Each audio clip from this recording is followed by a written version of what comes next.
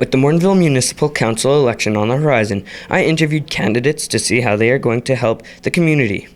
Well, I'm running for council because I think the last 4 years we accomplished a lot. However, there are still some things that when I originally ran for council have not been accomplished. Since moving to Morinville 15 years ago, this past summer, I've been involved in the community and giving back to the community, participating in different groups. And I wanted to, 8 years ago, serve at a higher level, and that's why I ran for council. I'm running for council for a couple of reasons. One, to be your voice working for you.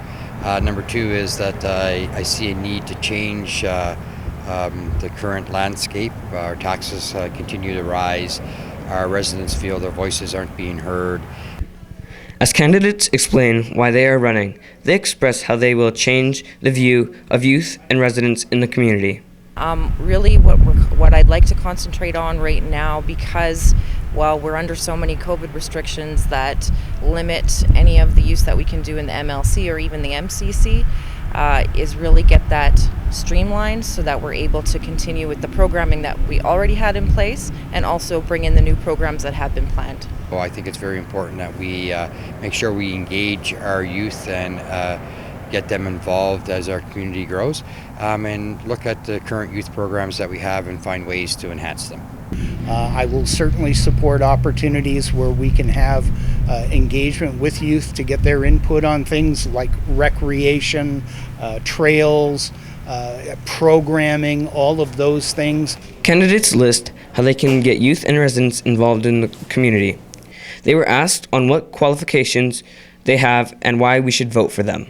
The biggest thing that I want to advocate for is restoring the sense of community. When we came here 15 years ago, I felt this community was very tight.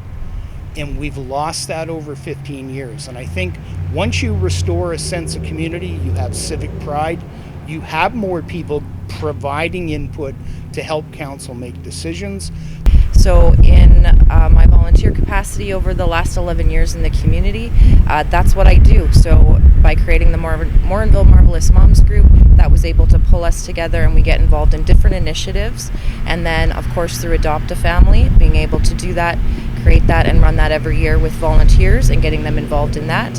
Well, I think to be qualified to run for council, you have to have a couple of things. You have to have a strong sense of community, and I definitely do that. I did Craft Hockeyville for Morinville back in 2015.